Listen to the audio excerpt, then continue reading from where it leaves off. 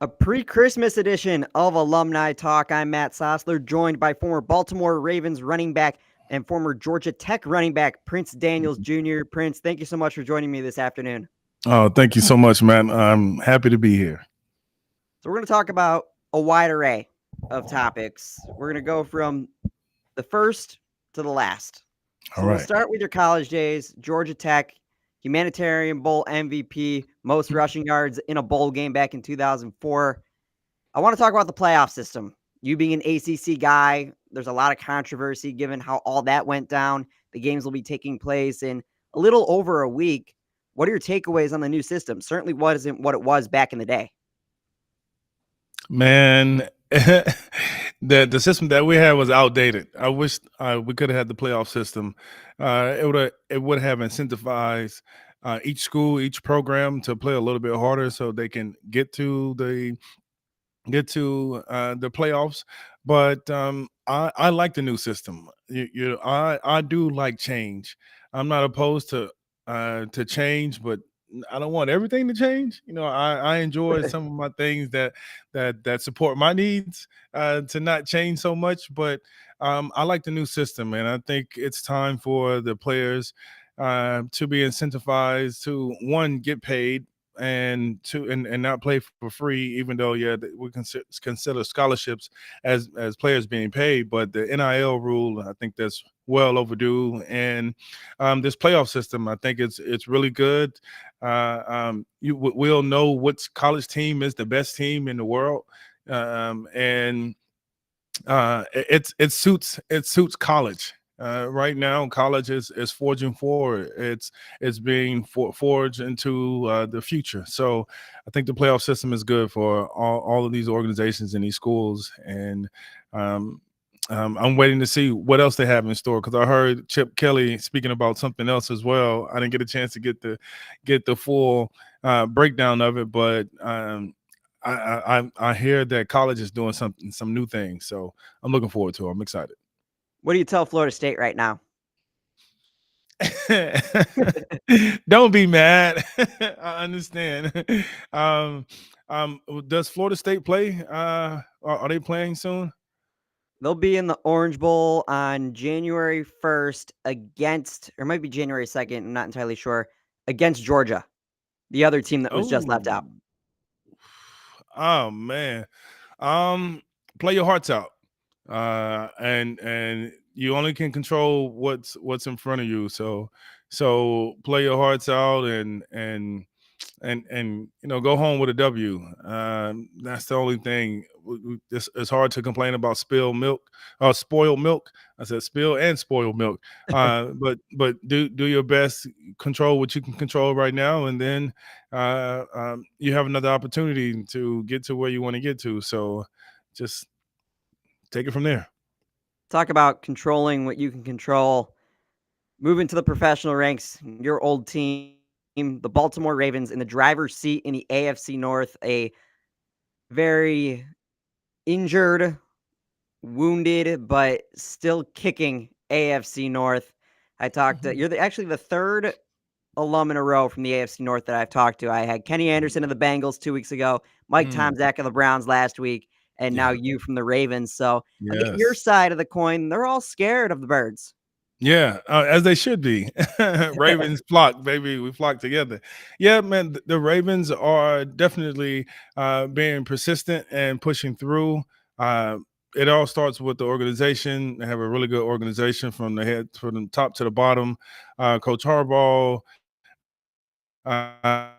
Lacosta, Machadi, Ozzie Newsome, just the whole group is incredible. And then you have Harbaugh and his coaching staff and the players. Let's not forget, I always got to talk about Action Jackson Lamar.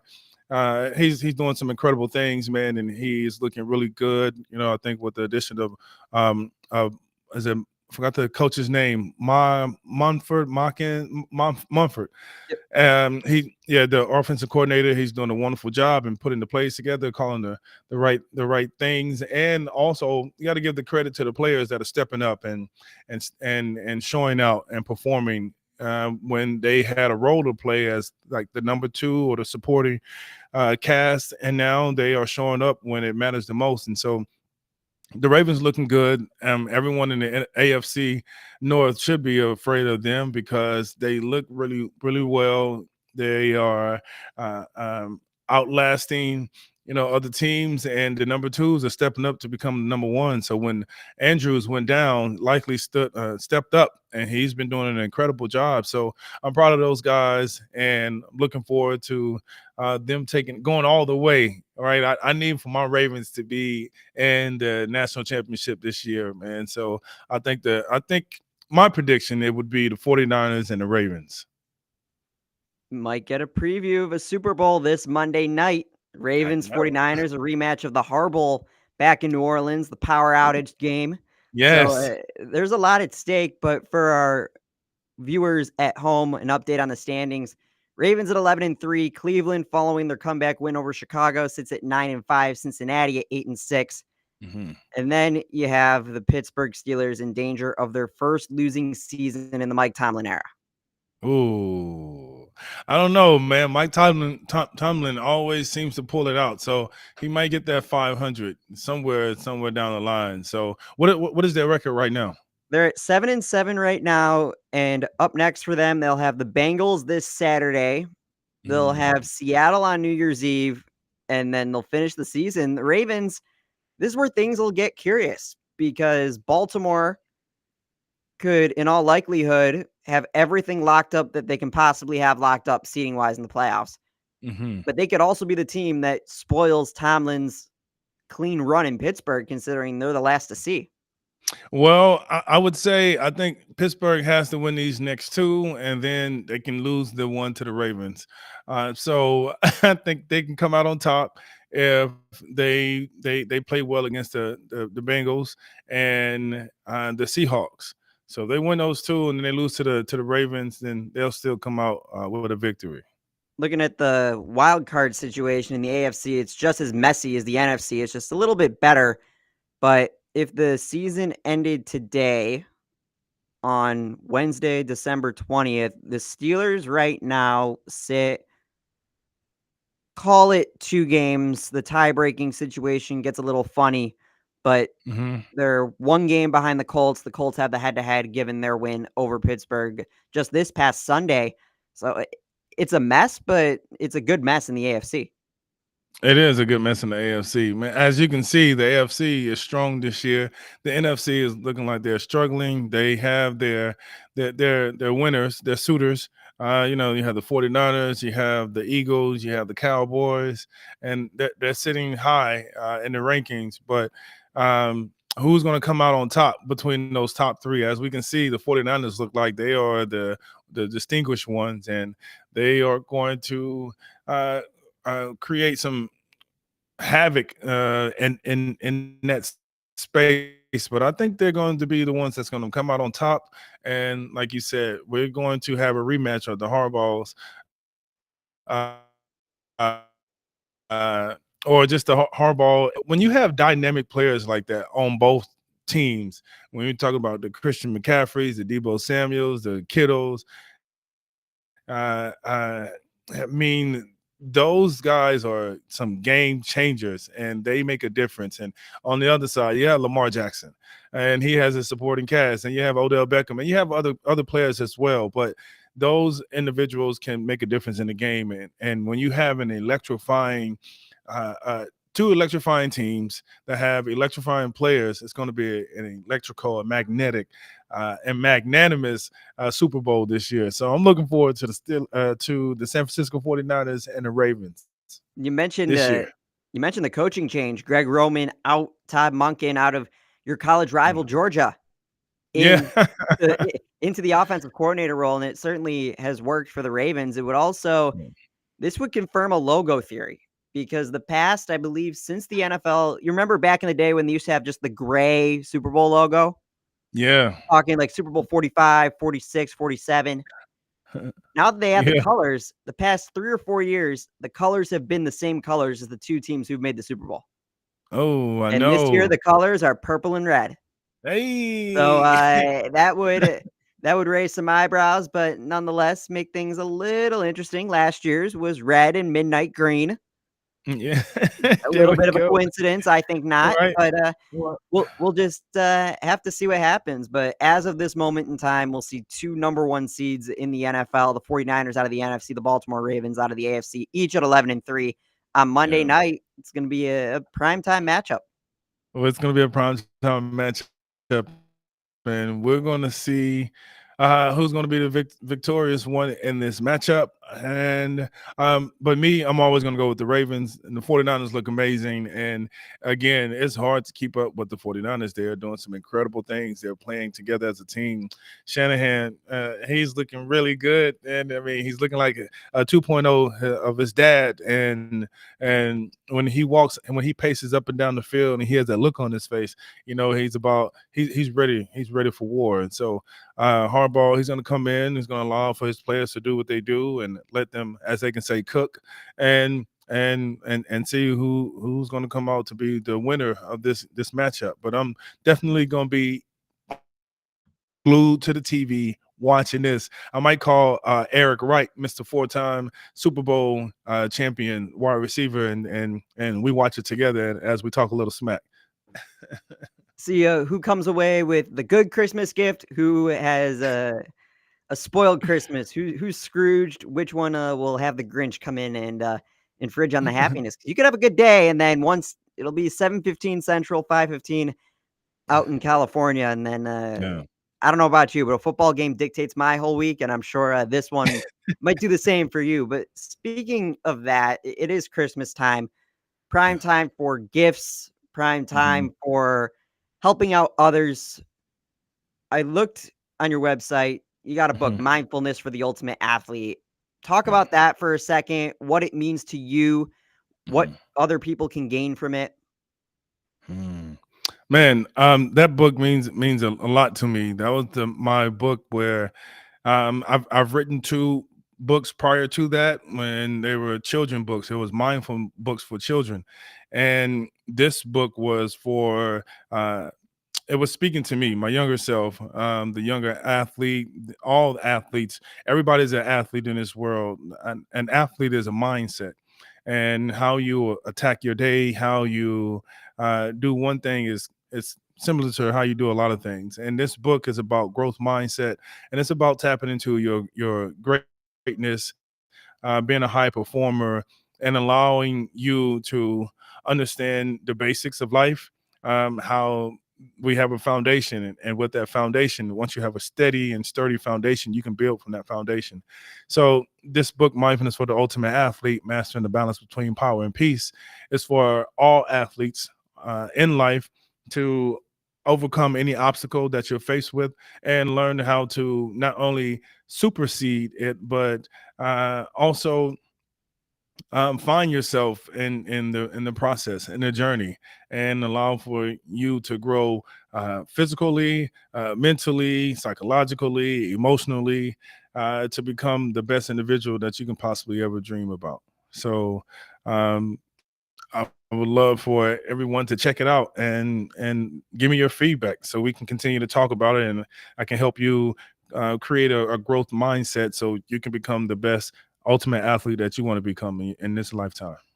And not to tease the book, but what is the most important thing about having a growth mindset as not only you can mention it as an NFL athlete, a college athlete, but I'm sure a lot of people who this book's gonna speak to are the amateur athletes, the high school athletes, the youth athletes of this country. Mhm. The most important thing is the growth part. And so I said mindset growth. When you are competing, everyone is always looking for that edge. The one thing that allows for you to separate yourself from the competition is your ability to grow, your ability to apply knowledge. Because if you just receive knowledge, it's just knowledge. But once it's applied, then that knowledge becomes wisdom. And once you have that wisdom, you can apply that wisdom.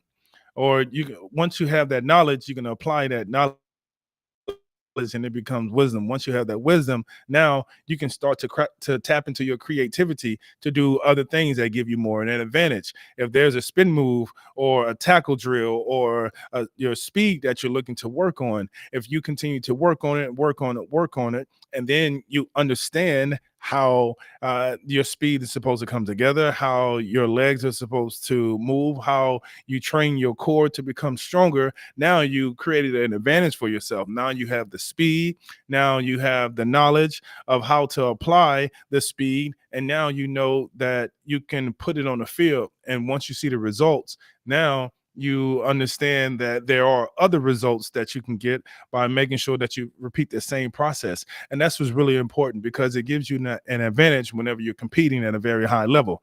And so anybody that wants to compete at a high level or compete at an elite level, get this book because this book will explain to you how to take your game to the highest level. And it's just about applying some simple techniques and tips. And when you can do that and you learn a little bit about discipline, this will help you forge forward and become the best individual that you can possibly ever imagine. Coming from a record setter in the college ranks, an NFL player, Prince Daniels Jr., on his book, you can get it. It's the holiday time. You need a last second Christmas gifts. Mindfulness for the Ultimate Athlete by Prince Daniels Jr., mastering the balance between power and peace. Another added bonus of this book for those of you out in Detroit, for those of you who like wide receivers, Calvin Megatron Johnson wrote the forward. And what was that relationship like between you, Calvin Johnson, one of the best, if not the best wide receiver of the past 10 years? Man, that relationship is a beautiful relationship. That's my younger brother. When he came into Georgia Tech, he I took him underneath my wings and made sure that I mentored him and showed him the ropes. But I didn't have to do too much because he was already polished. He has a great supporting cast with his family. But man, that's that we are brothers that we still talk to this day. We still do some business stuff together as well, and he has a friend for life. I love him. He loves me, and we're just a nice family, man, and a brotherhood and brothership that will not perish. It will continue throughout this lifetime and the next lifetime. And who knows? We talked about the 49ers. We talked about the Eagles. The Lions, even though they've been on a bit of a downfall over the past couple weeks, they're still knocking on the door in that Still hanging NFC. on. Right. Who are Right. you, if you were to get a Ravens versus Lions Super Bowl, Mm. what's that dynamic going to be like? I know you mentioned the 49ers, but that one might have a little bit extra on it. It would have a little bit extra, and that would be the moment where I'll call Calvin and we would FaceTime while the game is on, and we'll talk a little smack back and forth with each other. And then I hope that Barry Sanders would be there as well, so I can talk a little smack to Barry Sanders, even though he doesn't really talk much smack. Uh, but I think that would be a good one. I would be surprised, but I would also be happy as well. And I think this time Calvin and Barry Sanders will be able to reap the benefits and get a ring without having to put their body on the line. If the Lions were to make it to the Super Bowl and win the Super Bowl, but that's a heavy task for them to overcome. But nothing is impossible, as I always say. So I think that would be a really good game for the 40. I mean, for the Lions, and I think everybody would enjoy that. Nothing is impossible, but for a Lions team that hasn't won a playoff game since the era of Eric Kramer back in 1992. My friend Eric Kramer, what's going Eric on? Kramer, the last quarterback for the Detroit Lions to win a playoff game. Not even Matt Stafford could get it done. They'll have to see, All right. assuming that they don't break down. Jared Goff can get him. He's been there before. He's played in the Super Yeah. Bowl before, so Yes. it's not entirely out of the question. But It's shifting not. back, my final question for the game at hand on Christmas night. I can Mm. guess what your prediction is, but by how much do the Baltimore Ravens defeat the San Francisco 49ers? Whoa. I would say 3 points. I give it 3 points Does because Tucker it's nail gonna a be a 60 close yarder? game. Say it again? Does Tucker nail a 60 yarder at the end to win? Yes. Yes, he nails a 60-yarder at the end. That's how they win the game because you gotta understand the 49ers can score at will. As long as Brock Purdy can get the ball and their playmakers' hands, they can score at will, and they are a dangerous team. And they have a really good defense as well. So when you are solid on those two fronts, and then making sure that special teams can do its part as well, then they could win. However, the Baltimore Ravens are playing like a team. They have to depend on each other. Even though you have Lamar Jackson, who's the MVP of that team, they still need each other to win these games. And so they've been doing really well on three fronts, and that's offense, defense, and special teams. And so I think both teams are going to play their hearts out. And I think it's going to come down to Tuck kicking the field goal, man. So I would say I'll take the 3 points, or I'll take anywhere 3 and under. So even if they win by 2 points, that's good for me, man. But I'm looking forward to that game. I cannot wait. I have my fingers crossed.